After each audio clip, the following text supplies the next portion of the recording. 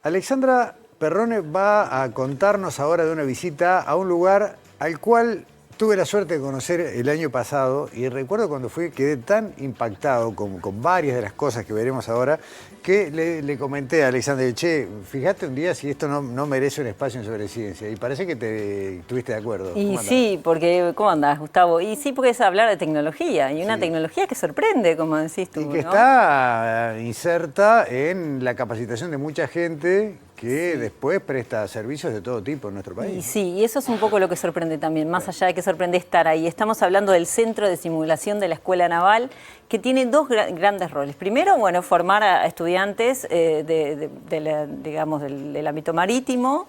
Y civil y militar, perdón. Civil y militar, sí, en las dos. Y después simular proyectos de infraestructura portuaria. Y eso es una cosa que no se sabe y que se hacen muchos cálculos de datos y muchas cosas se conocen a partir de esos estudios que se realizan allí en este centro de simulación, que vamos a dejar que lo cuente uno de nuestros primeros entrevistados, que es el capitán de fragata Santiago Quevedo, que nos cuenta en esta primera parte del informe de en qué consiste este centro de simulación y que fue inaugurado en el año 2011 y fue pionero cuando se inauguró y sigue siendo muy importante para nuestro país. Nos lo cuenta Santiago Quevedo.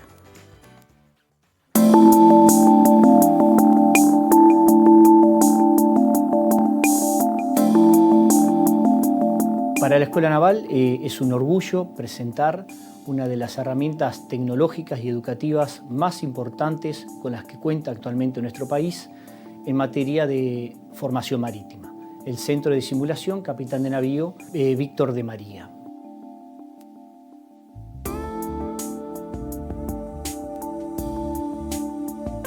Este centro de simulación representa mucho más que tecnología, representa una visión estratégica de futuro para formar profesionales capaces de asumir los desafíos de la actividad marítima actual. La misión de este centro de simulación es apoyar la formación y el entrenamiento de los alumnos de la Escuela Naval, tanto militares como mercantes, y a su vez contribuir a la capacitación de la gente de mar. Y todo esto es muy importante para nuestro país porque Uruguay es un país marítimo y su desarrollo depende en gran medida de sus puertos, de las vías navegables, así como también del comercio exterior.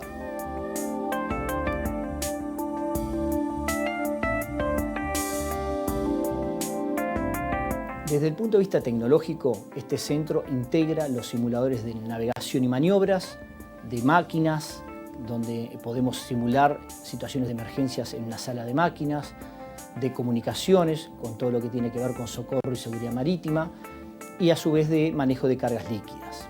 La integración de todos estos simuladores permite recrear de forma prácticamente real todas las operaciones críticas de un buque moderno.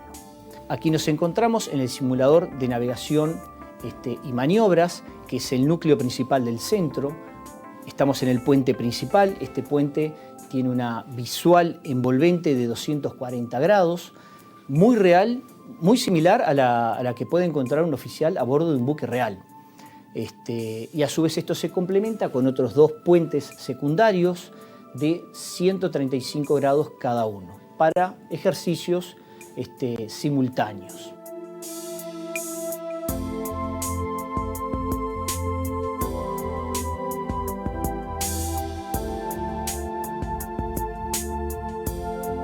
Mientras hablaba Quevedo, era interesante ver, ¿no?, esas pantallas. Realmente parece que estás en la parte de mando de un barco, ¿no? Claro, bueno, nos contaba esto Santiago, que se puede simular las principales rutas marítimas del mundo. O sea, es parte del entrenamiento que hacen a los estudiantes y que pueden simular, incluso la Antártida también, ¿no? O sea, que poder ver, bueno, cómo se navegaría cerca de la Antártida.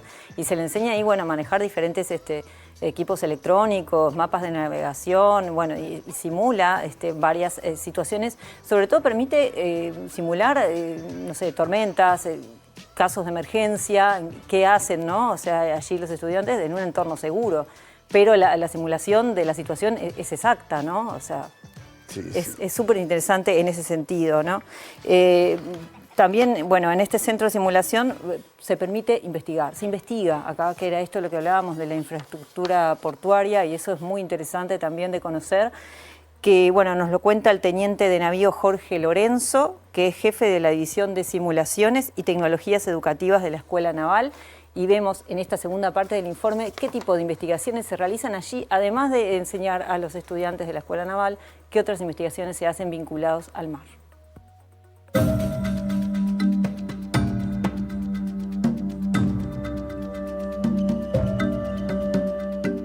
Los simuladores, además de ser una herramienta educativa, tienen una función complementaria, por decirlo de alguna manera, que es la investigación y desarrollo.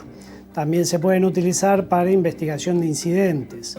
En lo que tiene que ver con investigación y desarrollo, en particular es una herramienta que facilita el testeo de diversas situaciones antes de que se realice alguna modificación en el área real. A modo de ejemplo, en el puerto de Montevideo, cuando TCP comenzó con los trabajos de estudio para ampliación de la terminal de contenedores, previamente se realizaron aquí los estudios para determinar cuál era el proyecto más viable con referencia a la seguridad de la navegación. Y con posterioridad a eso se realizaron estudios para la profundización del canal de acceso al puerto de Montevideo. En el caso, por ejemplo, de la ampliación de la terminal de contenedores, lo que se experimentó fue con las propuestas que había de extensión, qué pasaba si colocábamos un barco de 400 metros de eslora, o sea, de largo, y 60 metros de manga, que es el ancho, si eso iba de alguna manera a afectar lo que era la operativa del resto del puerto. Entonces se hacen diversos estudios donde se coloca el barco en esa posición y se hacen ingresos y salidas del puerto con otros buques, tratando de verificar cuál es el riesgo que representa esa nueva ubicación del muelle.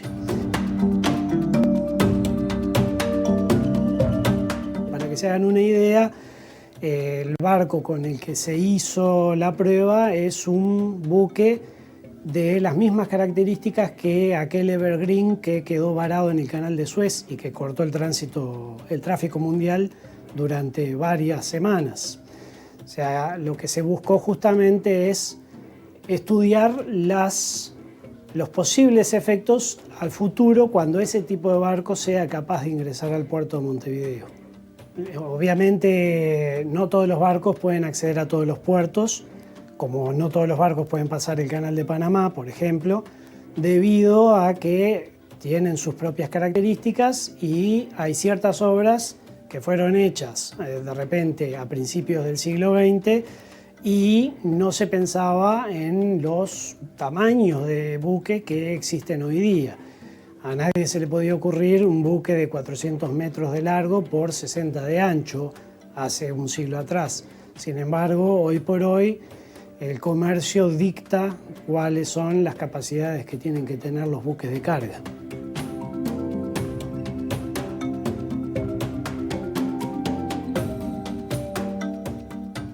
Alexandra, comentar que además de la simulación visual y de equipamiento y también sonora, acústica, hay simulación de movimiento, o sea, el piso se comporta cual el piso de una embarcación. Hay simulación de todo tipo. Una de las cosas que nos decía Jorge era que el software reproduce también los 6 ejes de movimiento del barco, ¿no? Adelante, atrás, izquierda, derecha, arriba, abajo, todo. Y también la interacción con el ambiente y con el fondo marino. Si el fondo es de arena, si es de piedra, si es de barro. O sea, está todo absolutamente contemplado con esta tecnología. Y bueno, también tiene varias salas, este simulador. Una de ellas es la sala de máquinas, donde se le enseña a los estudiantes, bueno, esas emergencias que pueden ocurrir también en un ambiente seguro. Si lo vemos es como un salón de clase, pero también es un software y una tecnología que simula todo lo que puede pasar en una sala de máquinas de un buque, y esto nos lo cuenta Cecilia Romero, que es capitán de corbeta. Lo vemos en la última parte del informe.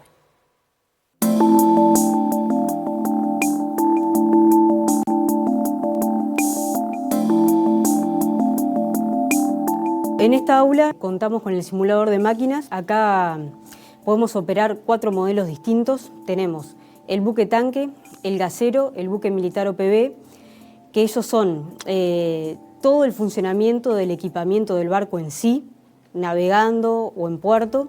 Y después tenemos el modelo de carga líquida, que es un simulador que se dedica específicamente a la operativa de descarga de líquidos, carga y el tratamiento que se hace a los tanques para evitar riesgos de explosivos y cómo todo eso afecta a la estabilidad. La mejor prestación que tiene el simulador es el entrenamiento de respuestas ante fallas, porque todo lo que implique una falla en la vida real puede traer aparejado pérdidas materiales o incluso, frente a una desgracia, pérdidas humanas. Entonces, ellos acá, nosotros le vamos poniendo fallas, ya sea un corte total de energía, un blackout, que obviamente ahí deja el barco de navegar, como quien dice, va a seguir navegando, pero también afecta la parte de navegación, el equipamiento, incendios también, inundaciones. Entonces ellos acá, la simulación es un método óptimo para practicar esas diferentes situaciones que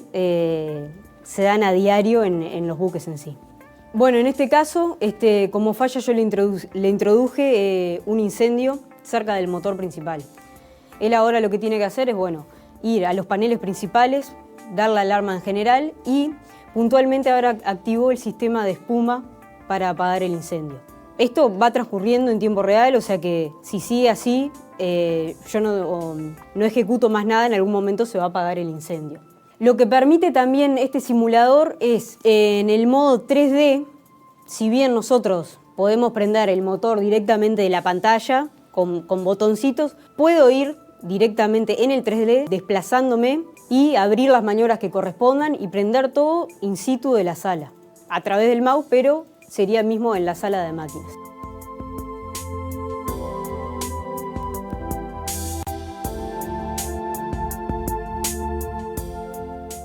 Bueno, súper interesante, Alexandra, sobre todo teniendo en cuenta lo que decíamos hace un rato, que uno asocia a veces este tipo de instalaciones con usos militares, pero la capacitación acá es apta y destinada a cualquier tipo de embarcación, sea de uso militar o civil, ¿no? Y sí, claro, y estas investigaciones que se hacen también en los puertos, ¿no? Para hacer este tipo de cálculos cuando un barco entra a un puerto. Y bueno, queremos agradecer a Gerardo Estellano, que es el director de la Escuela Naval, y por cómo recibieron al equipo de Sobreciencia, a todo el equipo de rodaje allí en la Escuela Naval, y también, bueno, a Santiago Quevedo, Jorge Lorenzo y Cecilia Romero. Muchas gracias por habernos recibido como nos recibieron. Gracias a ti, Alexandra. Nos vemos la semana que viene. Hasta la semana que viene. Pausa en Sobreciencia. Ya venimos para hablar del niño con Marcelo Barreiro.